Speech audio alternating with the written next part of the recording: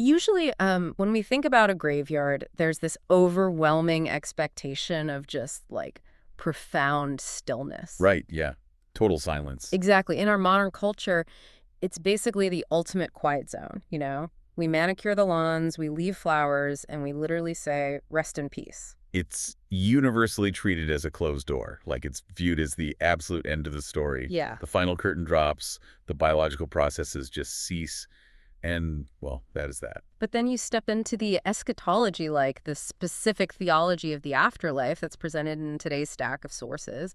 And suddenly that quiet manicured graveyard is, it's anything but still. Oh, it is intensely hyperactive. It really is. So we're going to explore what really happens in the grave, literally minute by minute, according to these ancient Islamic texts. And I want to be clear right up front, we are stepping completely outside of our own personal beliefs today. Right, we're just acting as neutral guides. Exactly. Neutral guides objectively mapping out this profoundly detailed, unseen timeline for you. And regardless of your own worldview, I mean, the framework these texts build is visually striking, deeply psychological, and honestly, a bit terrifying. It is, and I think the contrast is really what makes this study so compelling. Yeah. Because across so much of human history, the grave is categorized as an ending. Right. But in this particular theological tradition, the grave is essentially this highly volatile waiting room. A waiting room. Wow. Yeah, it is where the actual journey is just kicking off. And the level of minute detail provided in these texts, it reveals this fascinating structural guide to our deepest unknown.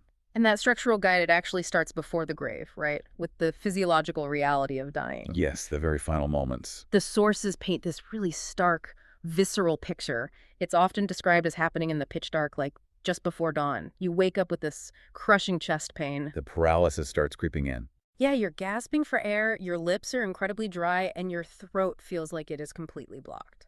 And the texts describe the soul being pulled from the body, like thorny branches being dragged through wet wool. Ugh, that imagery is just brutal. It really emphasizes that the physical breakdown is absolute. Like every single system is failing. Right. And while that internal shutdown is happening, there's this incredible juxtaposition with the external world.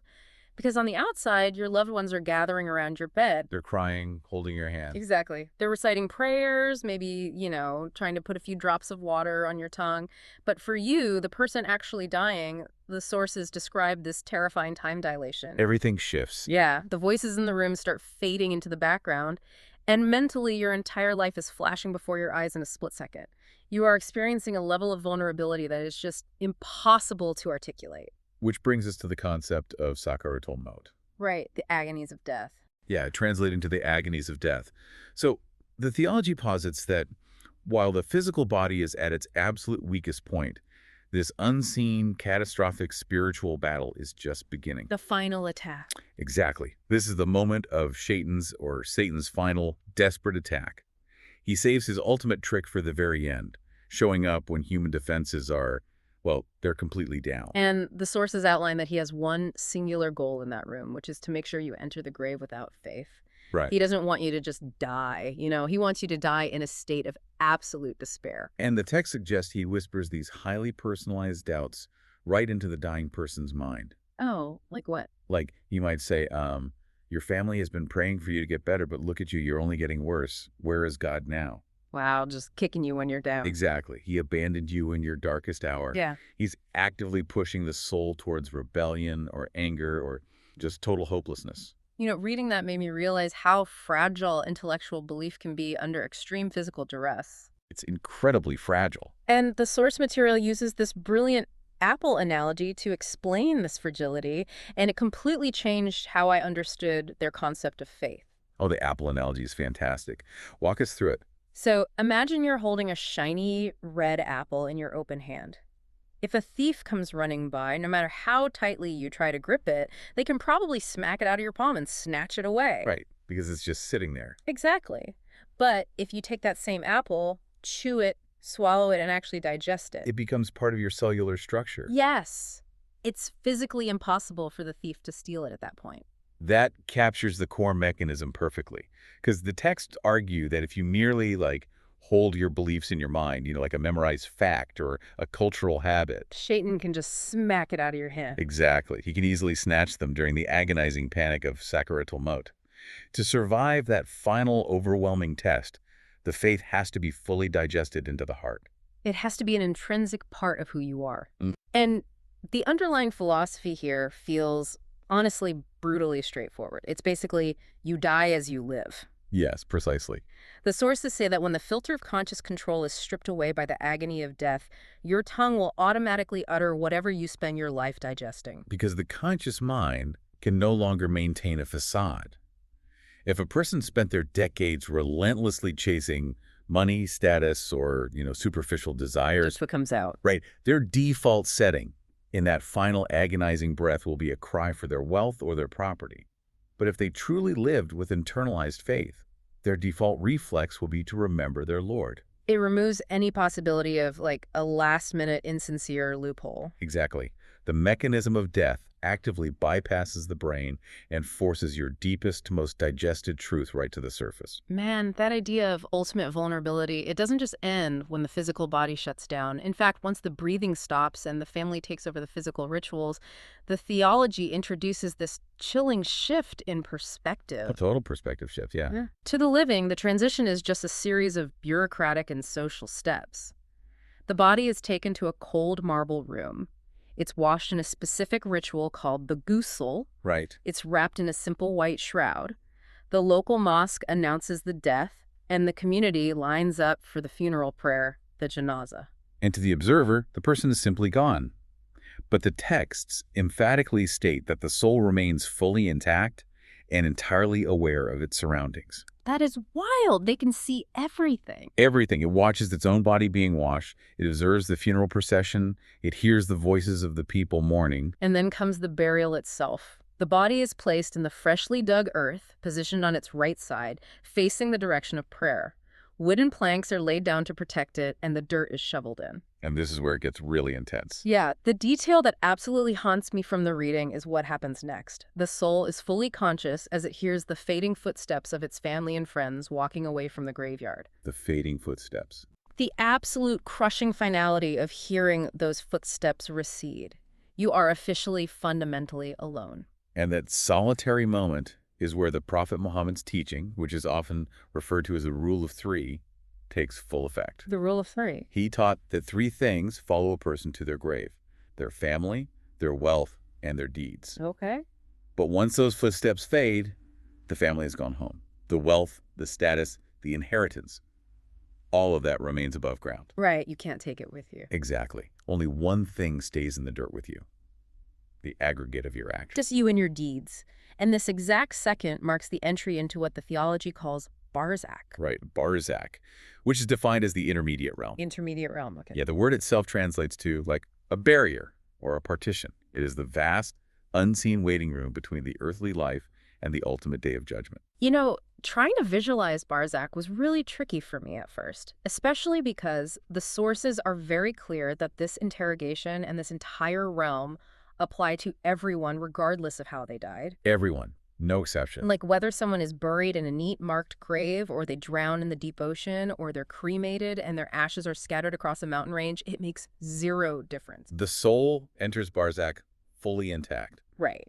And that made me realize that barzakh isn't like a geographical location under the dirt. It's more like a different radio frequency. Oh, that's a great way to put it. A parallel dimension of existence. Exactly like tuning a radio dial. The soul is still in the room, so to speak, but the living simply don't have the biological receiver tuned to hear or see it. It overlays our reality entirely. Yeah, and that's how ashes scattered in the wind still enter this fully constructed, highly active waiting room. And this invisible realm forces a massive shift in how we understand accountability. Yeah. Because in many traditions, there is this long, silent sleep until the end of time. Right, you just rest. But here, the preliminary judgment happens the very moment you are alone. You don't wait millennia to find out where you stand. The accountability is immediate. Immediate. Which brings us to the arrival of the questioning angels, Munkar and Nakir. Oh, yes. And the visual descriptions of these two entities are just pure nightmare fuel. They really are. The texts describe them tearing through the earth with eyes that flash like blinding lightning and voices that crash like deafening thunder. They have teeth resembling the massive horns of a bull. Right, and hair that drags all the way down to their feet. The intimidation factor is absolute, and the texts are very specific about the weapons they carry, too. They bring massive steel hammers. I couldn't get over the scale of those hammers when reading the sources. It's unfathomable. The source material makes a point to emphasize that if all of humanity and all the unseen jinn combined their strength, they couldn't lift one of these hammers a single millimeter off the ground. Not even a millimeter. And these terrifying, incomprehensibly powerful beings wake the soul up, force them to sit upright in this parallel dimension, and demand answers to 3 specific questions. Right. Who is your Lord? What is your religion? Who is this man sent among you? Referring to the Prophet Muhammad. Now, I have to admit, when I first read those 3 questions, I experienced a bit of cognitive dissonance. How so? Well, because on paper, these sound like the easiest test questions ever conceived, right? We just read the answers in a few seconds. Why would anyone possibly fail this? It does sound simple. Yeah, it's an open book test that everyone, regardless of their belief system, has the study guide for. It seems like a simple trivia quiz from the outside. Okay. But this is where the profound psychological depth of the theology really reveals itself. Okay. The environment of the grave fundamentally alters how communication works. Because of the fear. Exactly.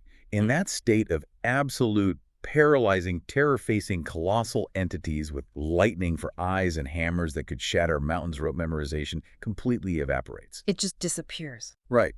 The mind does not answer the questions. The heart answers. The involuntary lie detector test. Precisely. You cannot rely on a script you learned in Sunday school or memorized at a mosque if you didn't actually live it. Wow. The texts state that if a person's And the outcome of that involuntary lie detector test violently splits the experience of Barzakh into 2 drastically different realities. Let's look at the righteous path first. the righteous path. For the person who answers correctly, whose digested faith actually speaks the truth, the grave instantly transforms into a sanctuary. The hostile environment pacifies. The intense anxiety of the interrogation evaporates. Right. And remember the rule of 3, that your deeds are the only thing that stays in the dirt with you. Yes. The sources describe this incredibly beautiful, almost surreal manifestation. Those abstract deeds literally, physically materialize. And become physical companions. Exactly. Your lifelong habit of prayer takes the form of a comforting being of light and sits at your head to guard you. Your days of fasting stand guard on your right side. And your secret acts of charity take a form on your left. All your righteous actions gather around your soul, basically acting as physical bodyguards. They shield the person entirely. And then a literal window to paradise is opened directly inside the grave. The claustrophobic dirt walls physically expand as far as the eye can see. The sweet, unmistakable fragrance of paradise pours through that window, filling the space. It's beautiful. The angels tell the soul to rest peacefully, like a newlywed whose eyes are only awakened by the dearest of their family. It sounds incredibly serene, like a perfect counterbalance to the terror of death. It is, but we have to hold that serenity against the dark path, because, as we said, this theology is entirely uncompromising in its duality. Right. If a person fails the interrogation, the grave doesn't just revert to being a neutral, empty hole in the ground. It becomes an active, hostile participant in their punishment. I found this part so jarring. Really? Yeah, because I'm so used to the Western secular concept of Mother Earth, this idea of the earth as a passive, welcoming embrace, returning us gently to dust. Right, a comforting return to nature. But the text says the grave itself speaks to the wicked soul. It says, out of all the people that walked on my back, you are the one I hated most. I've been waiting for you to be delivered to me. And then the earth violently crushes them inward. The environment turns entirely against them.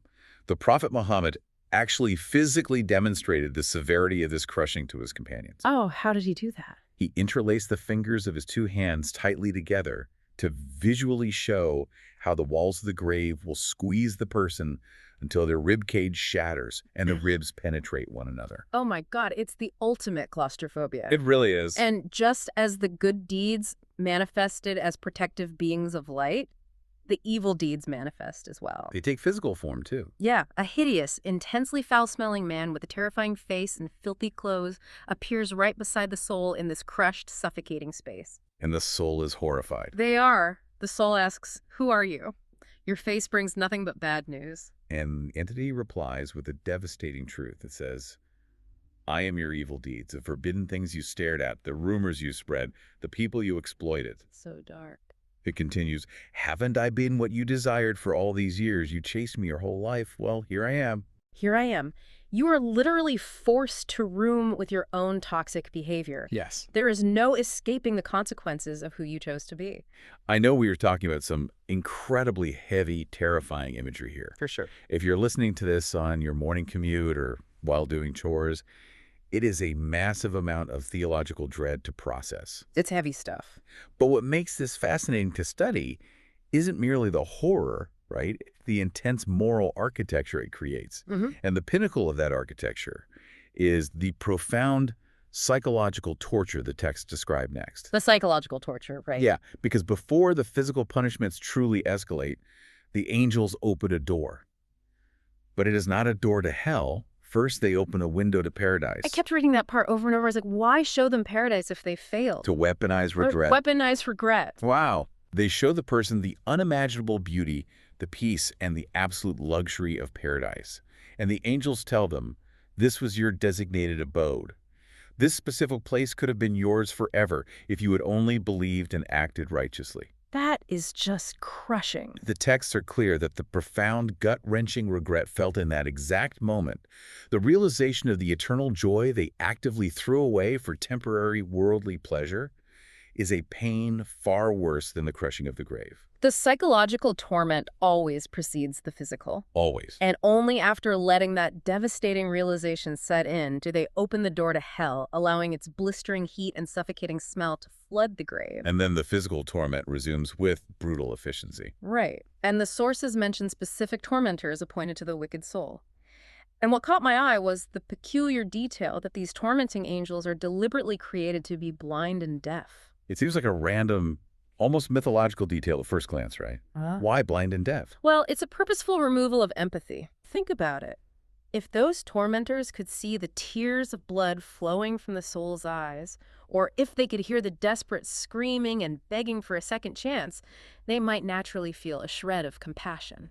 That makes perfect sense. Yeah, by making them entirely blind and deaf, the theology ensures they execute the punishment relentlessly, mechanically, without the slightest possibility of mercy. They are instruments of pure consequence. Exactly. The texts actually go even further into this absolute desolation, mentioning that 99 massive venomous serpents are sent into the grave to strike and bite the person continuously until the day of judgment. 99 of them. Yes, and the venom of these unseen creatures is described as being so violently toxic that if a single drop of it were to fall on our earth, the soil would be poisoned forever, and nothing green would ever grow again. Unbelievable. So, bringing this all back to you, the listener, we've just walked through some of the most intense, visceral, and uncompromising imagery imaginable. Truly extreme. Why does an ancient, terrifying map of the unseen world matter today? Why spend 20 minutes unpacking this? Because the utility of this framework goes far beyond religious instruction. Right? Even if someone approaches these sources purely as a literary or philosophical thought experiment, they use the stark, undeniable inevitability of the grave to force a massive reevaluation of the present moment. Yes, absolutely. They ask a very uncomfortable question, which is, what are you digesting right now? What are you prioritizing? Because the grave is presented as the ultimate, inescapable equalizer. He really is. It violently strips away the corporate resume, the bank account, the follower count, and the social status you spent 80 years building. All of it gone. It leaves you with nothing but the raw aggregate of how you treated people and what you believed. It acts as a blazing wake-up call to stop sleepwalking through your daily routine. You know, there is a remarkably eerie story mentioned in the historical text that beautifully encapsulates this idea of a hidden reality demanding our attention. Oh, the one with the animal. Yes. The Prophet Muhammad was traveling, riding his animal near a walled garden, when suddenly the animal became wildly terrified, bucking and almost throwing him to the ground. The animal sensed the Barzakh frequency. Precisely. There were a few unmarked graves located right there. Wow. And the Prophet explained to his bewildered companions that the people buried in that exact spot were currently enduring immense suffering in their graves. They were actively being punished. Yes. He told them that if he wasn't afraid that humanity would completely stop burying their dead out of sheer paralyzing terror, he would ask God to lift the veil and let them hear the punishment of the grave just as clearly as he and the animal heard it. It's such a powerful narrative. It is, insisting that there's a massive, highly populated parallel reality operating right beneath our feet, completely invisible to our normal biological senses. A reality where the grave is fully awake and hyper-aware. Which actually brings me to one last lingering paradox from the text. The ultimate cliffhanger. It really is. It's something I just cannot stop thinking about, and it is the perfect, provocative thought to leave you with today. Let's hear it. So the sources explicitly state that the tormented soul lake, the one being crushed by the earth, the one rooming with the foul manifestation of their own sins, the one enduring the blind, deaf tormentors and the venomous serpents. Yeah. That specific soul will actually pray and beg God not to bring the final hour. They will desperately beg for the day of judgment not to arrive. They choose the torture they know over what comes next. Exactly. I mean, why would any conscious entity beg to stay in a suffocating, crushing grave with venomous serpents? It seems insane. Because the soul intrinsically knows that whatever happens on the actual final day of judgment is infinitely, incomprehensibly worse. The unimaginable torment of the grave is categorized as just a minor prelude. Right. It circles all the way back to the core premise. The grave isn't a resting place. It is just the waiting room. Just the waiting room. And it leaves you wondering if this level of sheer intensity, this absolute breakdown of reality and comfort, is just what happens in the waiting room. What in the world does this theology envision for the main event? That is a staggering philosophical weight to carry into the rest of your day. Yeah, think about that the next time you drive past a quiet, beautifully manicured cemetery. Thanks for joining us on this deep dive. We'll catch you on the next one.